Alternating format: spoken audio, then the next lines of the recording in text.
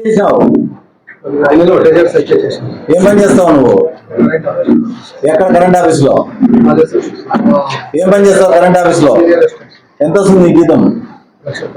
మరి ₹1,00,000 జీతం వస్తే ఎందుకు చేసినావు ఇది? ఎంత పోగొట్టుకున్నావు? 1.5 crores పోగొట్టుకున్నావా? దానికి ఇది చేస్తే వస్తుంది, లాభం వస్తుందా స్నాచింగ్ చేస్తే? మరి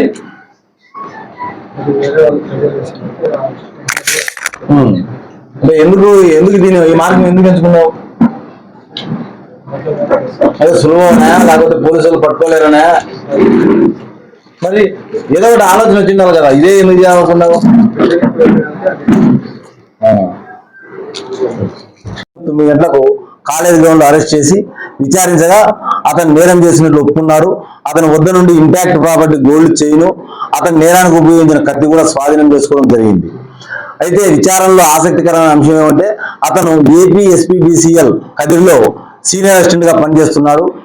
షేర్ మార్కెట్ లో సుమారుగా ₹1,50,00,000 దాకా నష్టం వచ్చినందున ఆ నష్టాన్ని పూడ్చుకునే మార్గం లేక, అదేవిధంగా బయట వ్యక్తులతో అప్పులు చేశారు. వారు పెట్టే ప్రెజర్ తట్టుకోలేక ఏం చేయాలో దిక్కుతోచక సులభమైన మార్గంలో డబ్బు సంపాదించాలనే ఉద్దేశంతో ఈ స్నాచింగ్ ఎంచుకోవడం జరిగింది. అందులో భాగంగానే 28వ తేదీ ఈ నేరం చేశాడు.